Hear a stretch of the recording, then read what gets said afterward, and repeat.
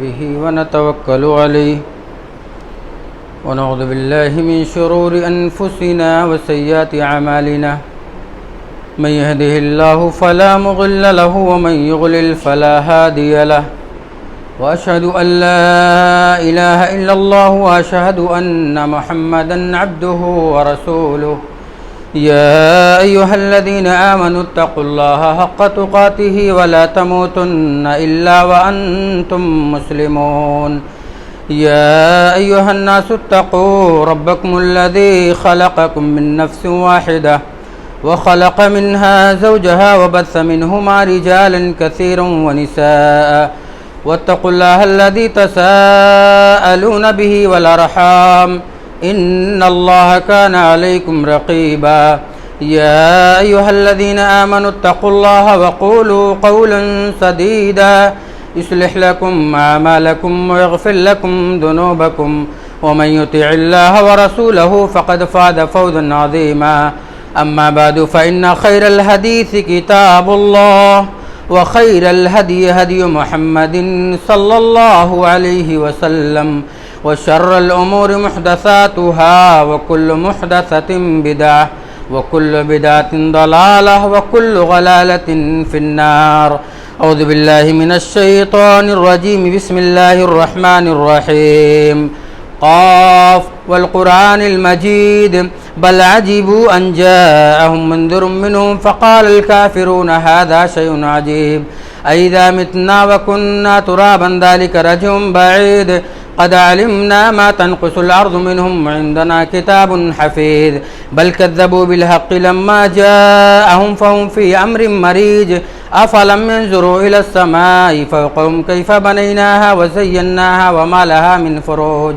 والأرض مددناها وألقينا فيها رواسي وأنبتنا فيها من كل زوج بهيج تبصرة وذكرى لكل عبد منيب ونزلنا من السماء ماء مباركا فأنبتنا به جنات وحب الحصيد قال الله تبارك وتعالى في موضع آخر وما أمروا إلا ليعبدوا الله مخلصين له الدين.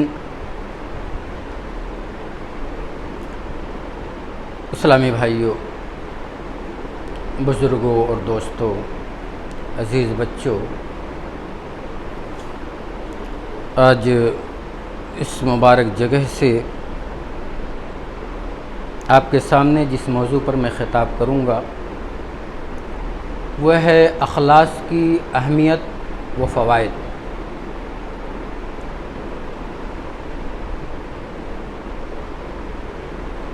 سب سے پہلے بڑائی و بزرگی اس رب العالمین کے لیے ہے جو خالق و مالک ہے، رازق ہے۔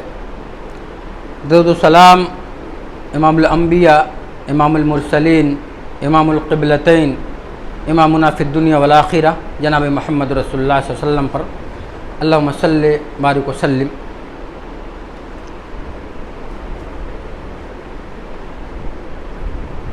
کائنات کا سب سے خوش نصیب انسان وہ ہے جس کو ایمان کی دولت مل گئی اور کلمہ پڑھنے کے بعد اگر بندے کے اندر اخلاص آ گیا تو سمجھ لیں دنیا کی کوئی دولت اس کے اخلاص کا مقابلہ نہیں کر سکتی، اور اگر بندہ اخلاص سے محروم ہو گیا تو یہ سمجھ لیں کہ دنیا و آخرت اس کی برباد ہو گئی۔ ہمیشہ اپنے دل کی طرف دیکھا کریں کہ ہم جو اعمال کر رہے ہیں یہ اللہ رب العالمین کے لیے کر رہے ہیں یا کسی اور کو دکھانے کے لیے کر رہے ہیں۔ دنیا میں اگر ہم کسی پر احسان کرتے ہیں اور دیکھتے ہیں کہ وہ ہمارا خیر خواہ نہیں ہے بلکہ وہ مطلب پرست ہے، مفاد پرست ہے، تو ہم اس سے محبت نہیں کرتے، اس سے عقیدت نہیں رکھتے۔ سیم اسی طرح جو بندہ اخلاص سے عاری ہے رب العالمین اس کا احترام نہیں کرتے، رب العالمین کہ عقیدت اس کو نہیں ملتی. اور یہ بات جان لے کہ اعمال اور اخلاص کی بنیاد اخلاص ہی ہے. ذرہ برابر اگر کوئی عمل کرتا ہے بندہ اور اس میں مخلص ہے تو ہیرے جواہرات سے بڑھ کے ہیں. اور اگر زیادہ سے زیادہ وہ اعمال کر لے جائے لیکن اگر اس میں مخلص نہیں ہے وہ تو کوئی فائدہ نہیں. اسی لیے جب کوئی بھی عمل کرے تو کسی اور کی تقریب یا کسی اور کی خوشی کی خواہش اپنے دل میں نہ آئے ورنہ ہماری ساری محنت بیکار ہو جائے گی. میں حدیث سناتا ہوں آپ کو, تفسیر ابن کثیر میں ہے, عبادہ ابن صامت رضی اللہ تعالیٰ عنہ کی روایت. ایک آدمی آپ کے پاس آتا ہے اور کہتا ہے کہ میں نماز کو حکم الہی سمجھ کر کے ادا کرتا ہوں لیکن میرے دل میں خواہش ہوتی ہے کہ لوگ میری پرشنسا کریں, لوگ میری تعریف کریں. احب ان احمد, میں چاہتا ہوں لوگ میری بڑائی بیان کریں. عبادہ ابن صامت پیارے نبی صلی اللہ علیہ وسلم کے تربیت یافتہ صحابی ڈائریکٹ یہ کہتے ہیں کہ آپ کا یہ عمل برباد ہو گیا, آپ کا یہ عمل کسی بھی کام کا نہیں ہے کیونکہ اس عمل میں آپ نے دوسرے کو خوش رکھنے کے لیے کیا ہے اور یہ دوسرے کو خوش رکھنا یہ شرک کے درجے میں آ جاتا ہے اور یہ اللہ رب العالمین کو پسند نہیں ہے. اس وجہ سے آپ کے سارے اعمال برباد ہیں. اسلامی بھائیوں,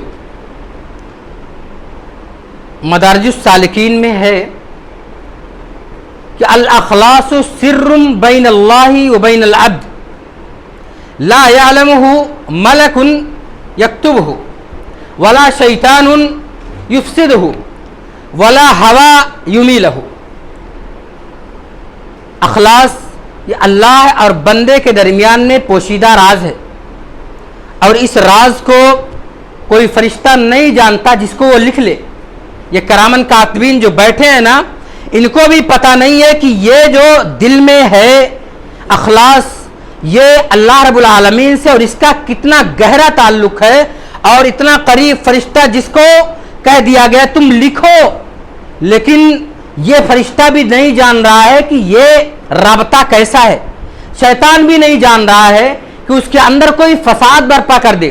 یہ خواہشات نفسانی جو اسی دل میں ہے, جس دل میں اخلاص پیدا ہوتا ہے وہاں رہ کر کے یہ خواہشات نفسانی نہیں جان پا رہی ہے کہ اس بندے کے دل میں آ کیا رہا ہے. یہ صرف اللہ اور بندے سے رابطہ ہے اور یہ رابطہ کوئی نہیں جانتا, نہ فرشتہ نہ شیطان نہ خواہشات نفسانی. اب غور کریں, اتنا گہرا تعلق اخلاص کا ہے رب العالمین سے, تب رب العالمین اس پر کتنا بڑا بدلہ دیں گے اس کو ہم شمار نہیں کر سکتے, اس کو ہم جان بھی نہیں سکتے. اور ایک بات جان لیں, رب العالمین کی نگاہ ہمیشہ ہمارے دل پہ ہے اور ہمارے اعمال پہ ہے. پیارے نبی صلی اللہ علیہ وسلم کی وہ حدیث صحیح مسلم شریف میں ہے, آپ صلی اللہ علیہ وسلم نے فرمایا ان اللہ لا ينظر الى صورکم واموالکم ولكن ينظر الى قلوبکم واعمالکم. دوسری روایت میں ہے الى اجسامکم. رب العالمین تمہارے صورتوں کی طرف یا تمہارے مالوں کی طرف نہیں دیکھتے, اللہ تمہارے دل کی طرف دیکھتے ہیں, تمہارے اعمال کی طرف دیکھتے ہیں.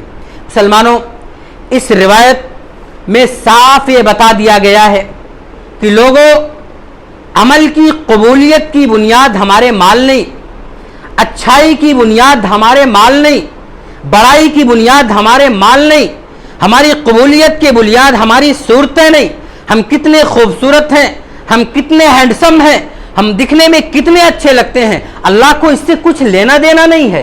ہمارے پاس کتنے مال ہیں, اولاد کتنے ہیں, اللہ کو اس سے کچھ لینا دینا نہیں ہے. رب العالمین کی نگاہ کہاں پڑ رہی ہے؟ بندے کے دل پر اور بندے کے اعمال پر یہ بندہ اپنے اعمال کو کس ناحیے سے ادا کر رہا ہے، کیا نبی کی سنت کے مطابق کر رہا ہے یا اس کے دل میں کوئی کھوٹ ہے یا نبی سے یہ نفرت کرتا ہے، اپنے اعمال میں اپنے اقوال میں کس طریقے سے ادا کر رہا ہے، اس کا دل کہاں جا رہا ہے، کہاں کہاں بھٹک رہا ہے، یہ رب العالمین دیکھ رہے ہیں، وہ لطیف خبیر ہے رب العالمین۔ اسی لیے مسلمانوں، ہم چھوٹا سا عمل کریں، ایک ذرہ برابر عمل کریں، ہمارا خلوص اس حد تک پہنچے کہ رب العالمین قیامت کے دن اتنا ہمیں نواز دے کہ ہم خوش ہو جائیں۔ میرے بھائیو، ہم مسلمان ہیں، اللہ کا شکر ہے کتاب و سنت کے ماننے والے ہیں، کیا رب العالمین ہماری نہیں سنیں گے؟ اللہ کافر اور مشرک کے خلوص کا بھی خیال رکھتے ہیں۔ آپ کو یقین نہ آئے تو سورہ یونس اٹھائیے اور آیت نمبر 22 کو آپ دیکھتے چلے جائیے، پڑھتے چلے جائیے۔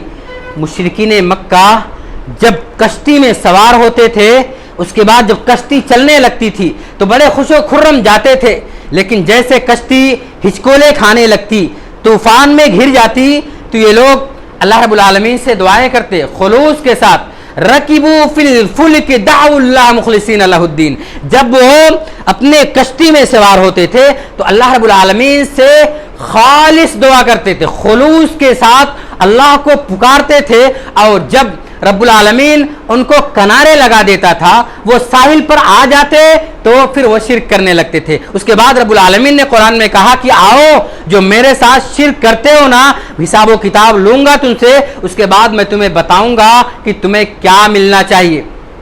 غور کریں اس آیت پر، سورہ یونس کے آیت نمبر 22 پر، کہ رب العالمین وہ مشرک تھے، مشرک کشتی میں جاتے تھے لیکن پکارتے خلوص کے ساتھ اللہ کو، لیکن آنے کے بعد وہ شرک کرنے لگتے تھے، اسی لیے رب العالمین کو ان کا خلوص پسند نہیں آیا، لیکن قدر ہوئی ان کے خلوص کی اور ان کو ساحل پر رب العالمین نے لگا دیا۔ پتہ کیا چلا کہ قدر ہوتی ہے ہمارے دل کے خلوص کی۔ اور یہی نہیں، آپ جب اٹھائیں گے الاصابہ فی تمیز الصحابہ، حافظ ابن حجر رحم اللہ علیہ کی کتاب، جب اس میں دیکھتے ہیں فتح مکہ ہوتا ہے، ابو جہل کو کون نہیں جانتا؟ یہ ابو جہل پیارے نبی صلی اللہ علیہ وسلم کو، مسلمانوں کو تکلیف دینے میں سب سے آگے تھا۔ کون سی ایسی تکلیف ہے جس کو ابو جہل نے نہ دیا ہو مسلمانوں کو، پیارے نبی صلی اللہ علیہ وسلم کو؟ پیارے نبی صلی اللہ علیہ وسلم فاتح مکہ کی حیثیت سے مکے میں داخل ہوتے ہیں اور کچھ لوگوں کے لیے قتل کا اعلان کر دیتے ہیں، اور اس میں ایک بندہ اکرمہ بن ابو جہل اسلام لانے سے پہلے تھے۔ اکرمہ بن ابو جہل وہ بھاگتے ہیں، الاصابہ فی تمیز الصحابہ، بھاگتے ہیں، بھاگنے کے بعد سمندر پر پہنچتے ہیں۔ سمندر پر پہنچنے کے بعد کشتی پر جب وہ سوار ہوتے جانے لگتے ہیں، کشتی بیچ مجھدار میں جو پہنچتی ہے ڈاواڈول ہونے لگتی ہے ان کی، وہ پکارنے لگتے ہیں لات و منات و عزا، انہیں کو ماننے والے وہ تھے، بتوں کو ماننے والے وہ تھے، اور وہ پکارتے ہیں اس کو، نہیں کوئی سننے والا نہیں۔ اس کے بعد وہ ناخدا، وہ کشتی کا مالک اکرمہ بن ابو جہل سے کیا کہتا ہے؟ اخلص لہو، اے اکرمہ آج کوئی کام نہیں دے گا، کوئی کنارے نہیں لگائے گا، اس رب العالمین کو خالص کر کے تو پکار۔ اور اکرمہ نے خالص رب العالمین سے دعا کی، اللہ مجھے راستے سے ہٹا کر کے مجھے ساحل پر لگا دے، اس سمندر کے طوفان سے مجھے نکال دے۔ اکرمہ کو رب العالمین نے نکال دیا، ساحل پر پہنچا۔ اس کے بعد وہ یہی واقعہ ہے، اکرمہ بن ابو جہل اسلام لے آتے ہیں، اسلام لانے کے بعد وہ تبلیغ کرتے ہیں، لوگوں میں جاتے ہیں اور کیا کہتے ہیں؟ اے لوگو جب مصیبت میں وہ رب ہمیں نکال سکتا ہے تو اے لوگو جب ہم مصیبت میں اس کو پکاریں تو خوشحالی میں کیوں نہ اس کو پکاریں، خوشحالی میں کیوں نہ اس کو پکاروں۔ اللہ کے بندو، مسلمانوں، یہ اخلاص، یہ دل کا تعلق رب العالمین سے اتنا گہرا ہے اور اتنا پسند آیا رب العالمین کو کہ ایک مشرک کو بھی ساحل پر لگا دیا اور اس کو بھی مصیبت سے چھٹکارا دیا۔ اب میں پوچھنا یہ چاہتا ہوں، کیا ہمارے اخلاص اللہ رب العالمین نہیں قبول کریں گے؟ کیا رب العالمین کو ہمارا اخلاص پسند نہیں آئے گا؟ بالکل پسند آئے گا۔ ہم مزدھار میں ہیں کہ نہیں ہیں؟ پورے مسلمان، دنیا کے مسلمان جو ہے مصیبت میں ہے کہ نہیں ہے؟ پریشانی میں ہے؟ بالکل ہیں، اس میں کوئی شک نہیں ہے. اگر وہ رب العالمین کے سامنے اپنے ہاتھ کو اٹھا دیں تو کیا رب العالمین ان کے اخلاص کی لاج رکھے گا یا نہیں رکھے گا؟ رکھے گا کیوں نہیں؟ کہ مشرک کے اخلاص کی لاج رکھ لی رب العالمین نے. ہم مسلمان ہیں, ہمارا لاج نہیں رکھے گا؟ یقیناً رکھے گا, لیکن ہمارے ہاتھ اس طرح اٹھنے چاہیے جس طرح اٹھنا ہے. ہمارے اخلاص, ہمارے دل اس طرح ہونے چاہیے جس طریقے سے ہونے چاہیے. مسلمانوں, اللہ کے بندو, یہ اخلاص اتنی اہم چیز ہے. اگر یہ مسلمان کے دل میں آ گئے تو دنیا کی کایا پلٹ جائے گی اور ان کی دل کی دنیا بدل جائے گی. اگر آپ عمل نہ کریں, آپ کے پاس مجبوری ہے, کوئی معذوری آ گئی ہے اور آپ اپنے دل سے مخلص ہیں تو اس کا بھی خیال رب العالمین کرتے ہیں. آپ کو یقین نہ ہے تو صحیح بخاری کی وہ روایت اٹھائیے. غزوہ تبوک کا مسئلہ ہے. وہ چلچلاتی دھوپ, وہ گرمی کی شدت, صحابہ کرام جاتے ہیں غزوہ تبوک کے لیے, جاتے ہیں وہاں پہ مصیبت کو, پریشانی کو جھیل کر کے جب آتے ہیں, آنے کے بعد پیارے نبی صلی اللہ علیہ وسلم فرماتے ہیں کہ اے لوگو, ہم لوگ تو گئے لیکن یہاں کچھ لوگ ایسے ہیں جو کہیں نہیں گئے لیکن اپنی معذوری کی بنیاد پر رہ گئے, اور اللہ رب العالمین نے ان کے اخلاص کی اتنی لاج رکھ لی کہ ہم نے مہینہ بھر کا سفر طے کیا, مصیبتیں کاٹی اور وہ یہیں پر رہ کر کے ہمارے پورے ثواب کو حاصل کر لیے, مہینے بھر کی ثواب کو ہمارے حاصل کر لیے.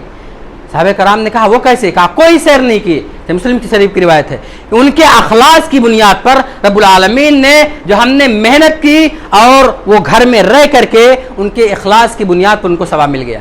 پتہ کیا چلا؟ اللہ کے بندو, ہمارا اخلاص اتنا عظیم نعمت ہے کہ گھر پہ رہ کے نہ ہم ہاتھ نہ پیر کچھ نہ ہلائیں, لیکن دل کے ساتھ رب سے لگاؤ رکھ لیں, رب العالمین ہماری مجبوری کا لاج رکھتے ہوئے ہمارا ثواب ہمیں دے گا. ہمارا ثواب جو ہم کرنا چاہتے ہیں نہیں کر پا رہے ہیں, رب العالمین اس کا ثواب ہمیں دے دے گا, اس کا ثواب دے دے گا. اللہ کے بندو, انبیاء کرام نے کتنے اخلاص کے ساتھ لوگوں کو دعوت دی, کیسے امتیوں کو اپنے پکارا اور وحدانیت کی طرف بلائے. آپ لے لیں صرف ایک نبی کی, حضرت نوح علیہ السلام کو لے لیں.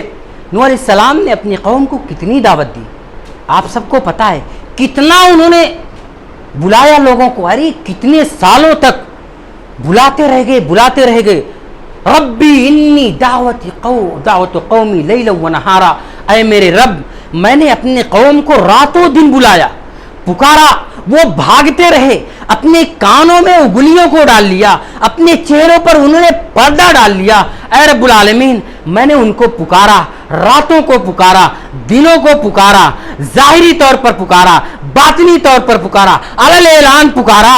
اے اللہ, یہ نہیں آتے ہیں.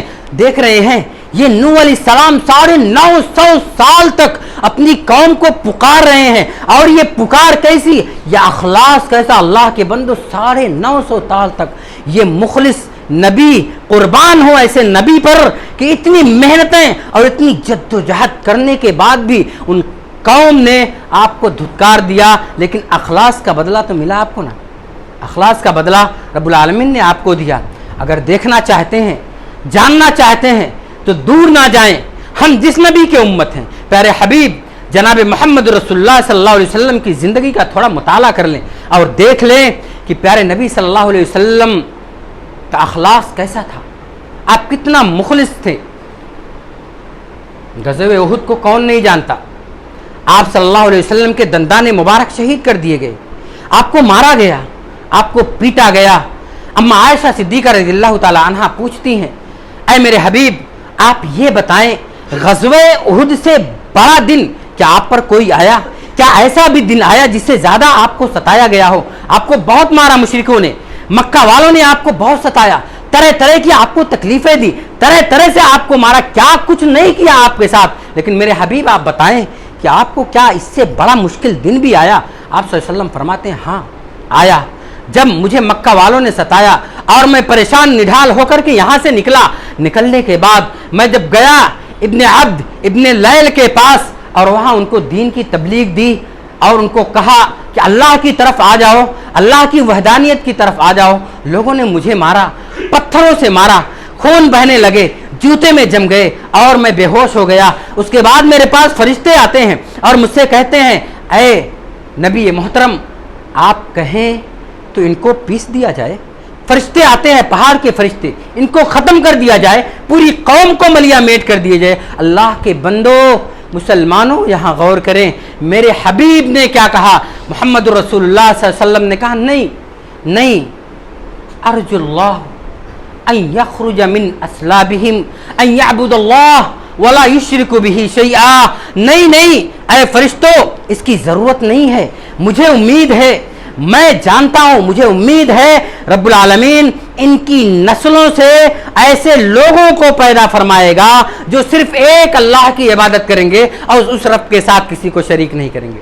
مسلمانوں، نبی کے اخلاص کو دیکھ رہے ہیں، نبی کو مارا گیا، ستایا گیا، لہولہان کر دیا گیا، خون جوتے میں جم رہے ہیں، کس طریقے سے نہیں ستایا گیا آپ کو، لیکن نبی کے اخلاص دیکھیں، اتنے مخلص انداز میں رب سے امید باندھ رہے ہیں، اے رب مجھے امید ہے ایسے لوگ آئیں گے جو تیری عبادت کریں گے۔ مسلمانوں، ہمیں یہ اخلاص کا دامن نہیں چھوڑنا چاہیے، ہمیں ہر معاملے میں، ہر عمل میں اخلاص کو پڑے نہیں ڈالنا چاہیے۔ یہ اخلاص اتنی بڑی طاقت ہے کہ جب یہ اٹھے گا تو اس کا کچھ نہ کچھ اثر ضرور ہماری قوم میں دکھائی دے گا۔ مسلمانوں، کیوں نہیں اخلاص کے ساتھ اپنے ہاتھ کو اٹھاتے ہیں؟